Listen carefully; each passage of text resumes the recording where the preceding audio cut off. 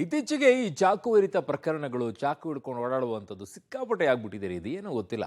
ಲಕ್ಷ್ಮೀ ಹೆಬ್ಬಾಳ್ಕರ್ ಅವರ ಪುತ್ರ ಮೃಣಾಲ್ ಅವರ ಕಾರು ಚಾಲಕನಿಗೆ ಚಾಕು ಇರಿದಲಾಗಿದೆ. ಮೃಣಾಲ್ ಹೆಬ್ಬಾಳ್ಕರ್ ಕಾರಿನ ಚಾಲಕ ಬಸವಂತ ಕಡೋಲ್ಕರ್ಗೆ ಚಾಕು ಇರಿದಿದ್ದಾರೆ. ಬೈಕ್ನಲ್ಲಿ ಇಬ್ಬರು ಬರ್ತಾರೆ ದುಷ್ಕರ್ಮಿಗಳು. ಬಂದು ಕಾರಿನಿಂದ ಪಾಪ ಇಳಿದಿರ್ತಾರೆ. ಎದೆ ಭುಜ ತೊಡೆ ಸೇರಿ 4 ಕಡೆಗೆ ಇರಿದು ಪರಾರಿಯಾಗಿದ್ದಾರೆ. ಏನು ಅಂತ ವೈಷಮ್ಯ ಇದ್ದಿದ್ದು. ಕಾರ್ ನಿಲ್ಲಿಸಿ ಕೆಳಗೆ ನಿಂತಿದ್ರಂತೆ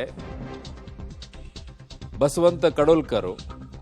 ಏಕಾಏಕಿ ಬೈಕ್ನಲ್ಲಿ ಬಂದಂತ ಇಬ್ಬರು ಎದೆ ಭುಜ ತೊಡೆ ಸೇರಿ 4 ಕಡೆಗಳಲ್ಲಿ ಇರಿದು ಬಿಟ್ಟು ಪರಾರಿಯಾಗಿದ್ದಾರಂತೆ.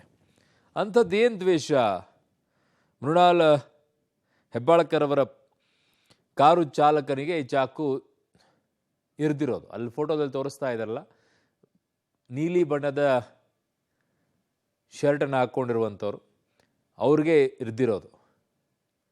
ಸೊ ಈಗ ಪರಿಸ್ಥಿತಿ ಹೇಗಿದೆ ಏನು ಎತ್ತ ಅನ್ನುವಂಥದ್ದನ್ನು ತಿಳ್ಕೊಳ್ಳೋಣ.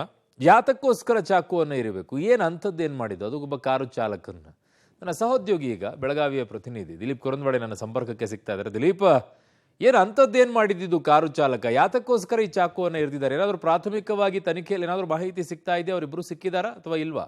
ಅರುಣ್, ಪ್ರಮುಖವಾಗಿ ಏನಂತಂದ್ರೆ ಅವರು 3 ಜನ, ಇಬ್ಬರಲ್ಲ 3 ಜನ ಇರ್ತಾರಂತೆ. ಅವರೇ ಸ್ವತಃ ಏನು ಬಸವಂತ್ ನಮಗೆ ಹೇಳಿರುವಂಥದ್ದು. ಅವರನ್ನ ನಾವು ಮಾತಾಡಿಸಿವಿ, ಅಂದರೆ ಖಾಸಗಿಯಾಗಿ ಹೋಗಿ ಮಾತಾಡಿಸಿದಾಗ ಹೇಳಿದ್ರು, ಇಲ್ಲ ಅವರು 3 ಜನ ಇದ್ರು ಸರ್, ಮತ್ತೆ ಏಕಾಏಕಿಯಾಗಿ ಬಂದು ನನ್ನ ಮೇಲೆ ಹಲ್ಲೆ ಮಾಡಿರುವಂಥದ್ದು. ಇದಕ್ಕೆ ಕಾರಣ ಅಂತ ಕೇಳಿದಾಗ ಹೇಳಿದ್ರು, ಇಲ್ಲ ಲ್ಯಾಟ್ರೇಟ್ ವಿಚಾರವಾಗಿ ಅಂತ. ಅಂದರೆ ಲ್ಯಾಟ್ರೇಟ್ ಅಂತಕ್ಕಂಥದ್ದು ಒಂದೇನು ಖನಿಜ ವಸ್ತು ಸಿಗುತ್ತೆ, ಆ ಖನಿಜ ವಸ್ತು ವಿಚಾರವಾಗಿ ಅಂತ ಹೇಳಿದ್ರೆ. ಆದರೆ ಇನ್ನೂ ತನಿಖೆ ಆಗಬೇಕಾಗಿರುವಂಥದ್ದು ಈ ಖನಿಜ ವಸ್ತು ವಿಚಾರವಾಗಿ ಎಷ್ಟು ಜನ ಹಣವನ್ನು ಕೊಡಬೇಕಾಗಿತ್ತಾ ಅಥವಾ ಇವರು ಅವರಿಗೆ ಕೊಡಬೇಕಾಗಿತ್ತಾ, ಈ ಎಲ್ಲವೂ ಕೂಡ ತನಿಖೆ ವಿಷಯ. ಆದರೆ ಪ್ರಮುಖವಾಗಿ ನನ್ನ ಮೇಲೆ ಹಲ್ಲೆ ಆಗಿದ್ದು ವಿಚಾರ ಅಂತಂದರೆ ಲ್ಯಾಟ್ರೇಟ್ ವಿಚಾರವಾಗಿ ಅಂತ ಹೇಳಿ ಬಸವಂತ್ ನಮಗೆ ಹೇಳಿರುವಂಥದ್ದು. ಹೀಗಾಗಿ ಈ ಲ್ಯಾಟ್ರೇಟ್ ಬಗ್ಗೆ ಬಹಳಷ್ಟು ತನಿಖೆ ಆಗಬೇಕಾಗಿರುವಂಥ ಬೆಳಗಾವಿ ಏನು ಭಾಗದಲ್ಲಿ ಇರ್ತಕ್ಕಂಥ ಗೋವಾ ಇರ್ಬೋದು, ಮಹಾರಾಷ್ಟ್ರದಲ್ಲಿ ಇರ್ತಕ್ಕಂಥ 10ರಿಂದ 15 ಕಿಲೋಮೀಟರ್ ದೂರ ಹೋಗ್ತಕ್ಕಂಥ ಇಲ್ಲಿ ಎಲ್ಲ ಜಮೀನುಗಳು ಕೂಡ ಇವತ್ತು ಲ್ಯಾಟ್ರೇಟ್ ಹೇರಳವಾಗಿ ಸಿಗ್ತಾ ಇರುವಂಥದ್ದು. ಈ ಲ್ಯಾಟ್ರೇಟ್ ಏನಂತಂದರೆ ಇದನ್ನು ಸಿಮೆಂಟನ್ನು ಬಳಸಲಿಕ್ಕೆ, ಏನು ಸಿಮೆಂಟ್ ಆಗಲಿಕ್ಕೆ ಪ್ರಮುಖ ರಾ ಮಟೀರಿಯಲ್ ಅಂತ ಹೇಳ್ತಾರೆ ಅರುಣ್. ಹೀಗಾಗಿ ಈ ಒಂದು ವಿಚಾರವಾಗಿ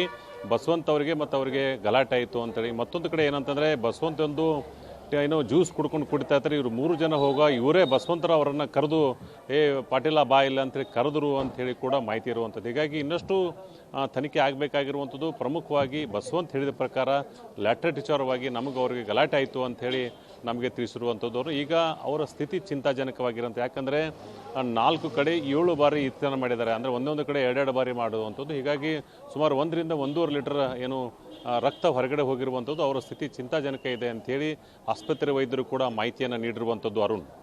ಓಕೆ ದಿಲೀಪ್, ನಿಮ್ಮೆಲ್ಲ ಮಾಹಿತಿಗೆ ಧನ್ಯವಾದಗಳು.